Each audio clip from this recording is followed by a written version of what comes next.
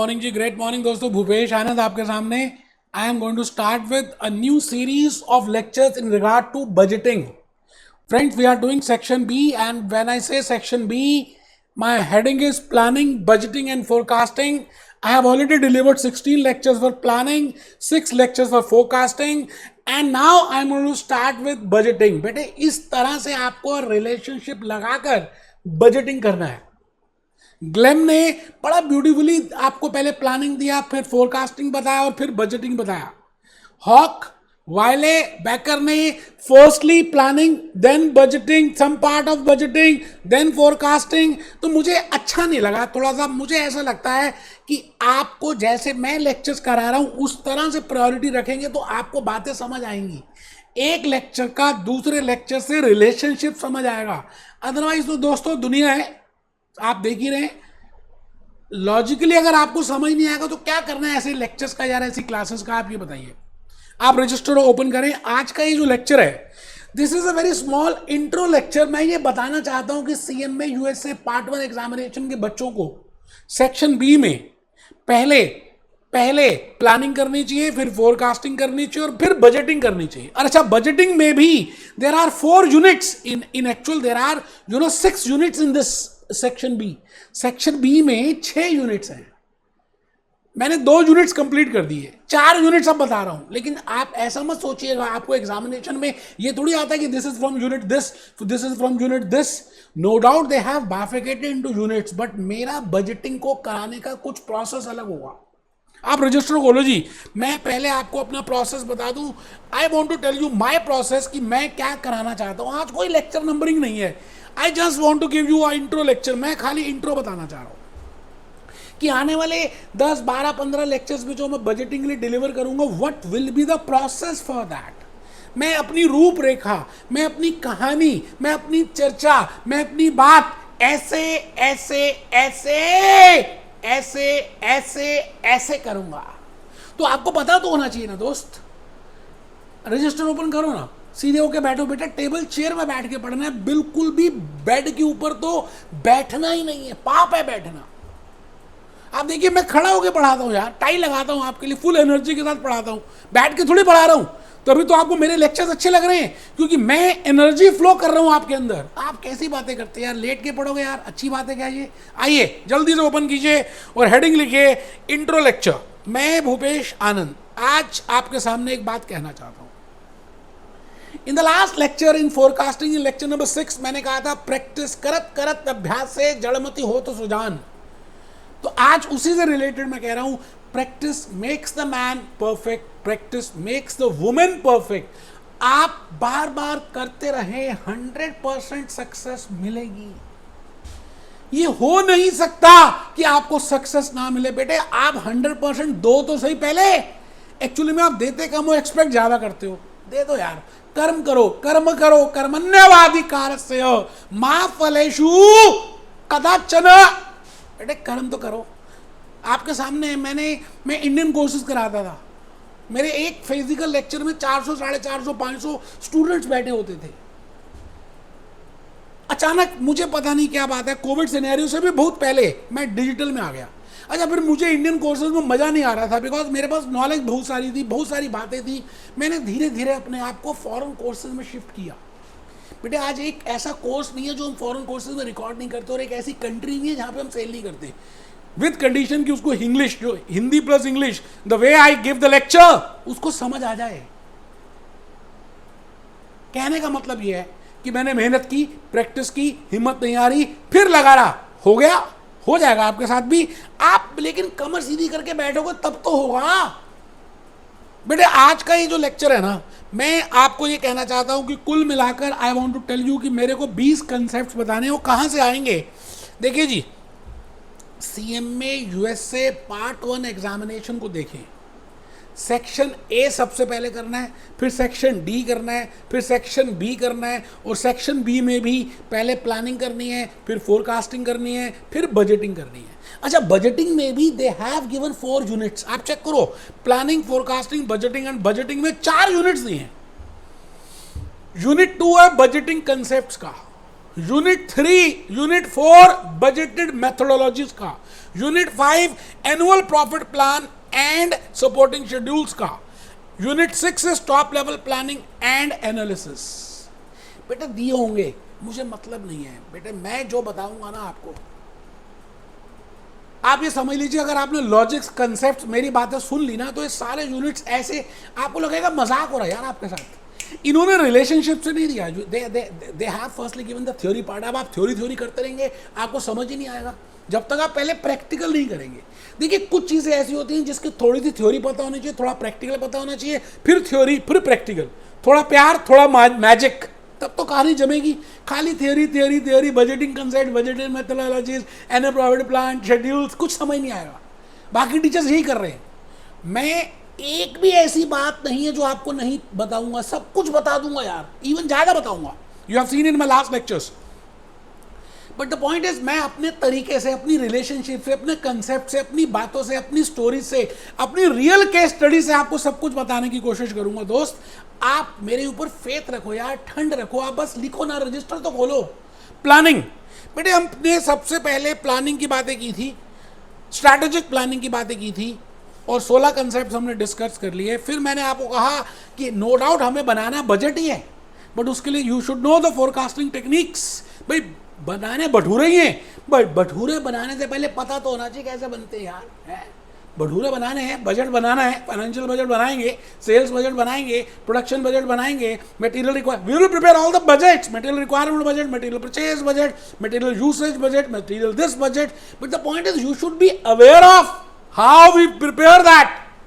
आप समझ रहे हैं? तो उसके बाद हम बजटिंग करेंगे। Unit number 2, unit number 4, unit number 5, unit number 6, they have given like this. मुझे अच्छा नहीं लगा यार इनका तरीका बताने का।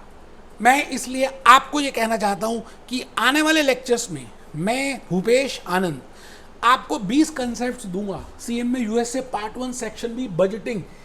बेटे सपोर्ट पैकेज क्या, बैकर क्या, हॉक क्या, ग्लैम क्या, वायले क्या, लाइन लगा के खड़े होंगे आपके सामने और आपको मजाक लगेगा, सब कुछ समझ आ जाएगा अगर आपने मेरे 20 concepts, 20 concept CMA USA part 1 के लिए अगर कर लिए तो। इसका मतलब मैक्सिमम 10, 12, 15 लेक्चर्स लग जाएंगे यार, क्या हो गया? लेकिन लॉजिकली बात तो समझ आएगी, रिलेशनशिप तो समझ आएगी। मैं ऐसा नहीं करूंगा कि ये यूनिट नंबर ये है। No doubt I will be telling you कि भाई मैं इस समय यूनिट 2 की बातें बता रहा हूँ, यूनिट 4 की। बट कई बार ऐसा भी होगा कि पहले मैं थोड़ा सा यूनिट 2 बताऊंगा, फिर थोड़ा सा यूनिट 5 बताऊंगा, फिर थोड़ा सा यूनिट 4 बताऊंगा। और मुझे बताने देना यार, रोकना मत भी, मेरे को बस इमोशनल हो जाने देना, मत रोकना। और आप बस नोट करते रहना। बेटे देखो ना, मैंने कितनी मेहनत से आपके लिए ये 20 कंसेप्ट्स के नाम भी लिखे कि CMA USA part 1 section B में जो भी बातें इन 4 यूनिट्स में हैं उनको लॉजिकली कैसे मैं रिलेट करूं।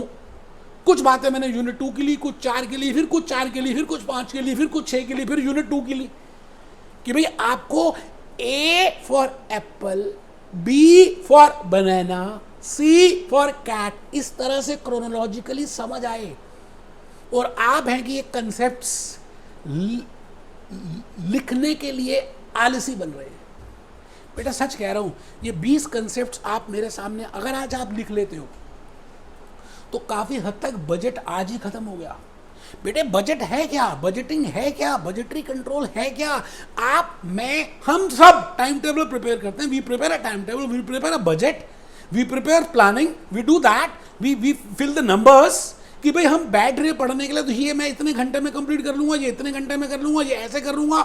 And then we compare at the end of the day that how what we have assumed, what we have achieved, what are the deviations for that, what are the observations, that is something यार, वही तो करना है।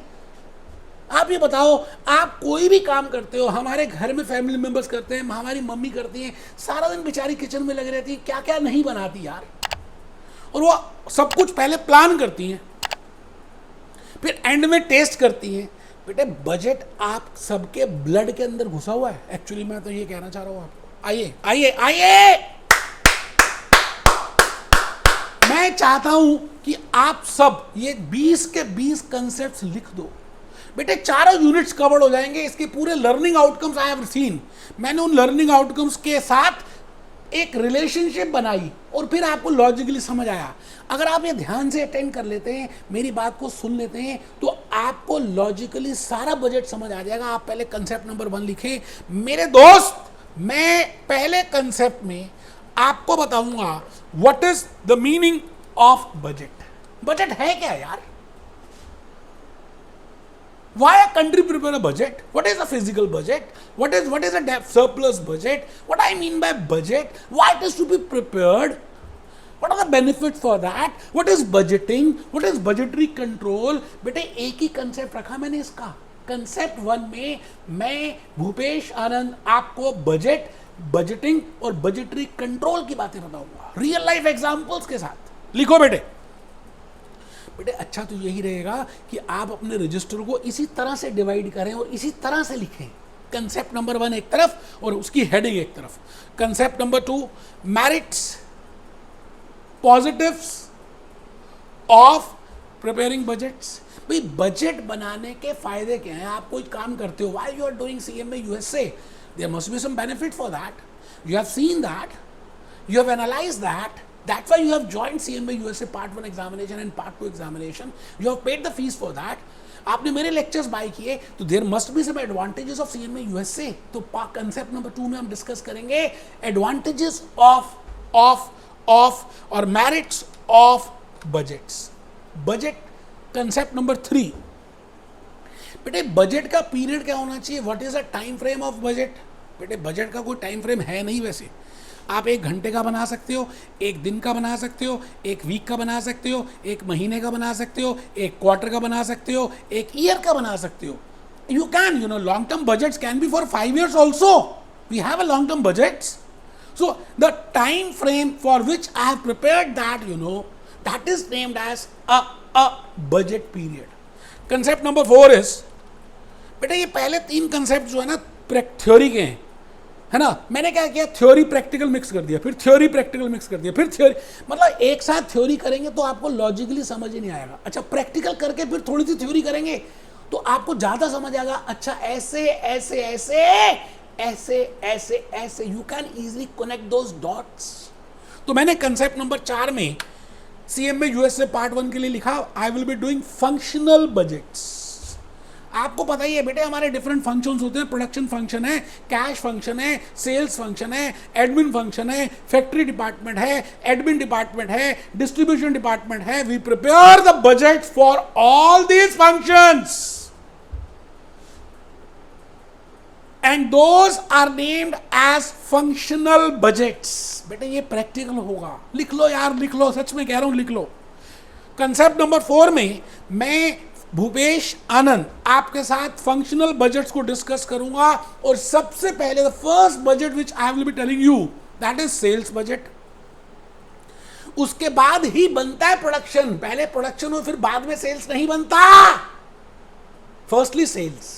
पहले आपको देखना है कि कितने मार्क्स लेने हैं CMA USA Part 1 एग्जामिनेशन, उसके बाद मेहनत कितनी करनी है, फिर क्लासेस किसकी लेनी है। आई थिंक आप बात समझ रहे हैं। तो पहले ड्रीम बनता है, पहले बड़े सपने बनते हैं कि मुझे पहुंचना कहाँ है। कुतुब मीनार जाना, तो मेरा कुतुब मीनार पहुंचना, दिस इज माय सेल्स।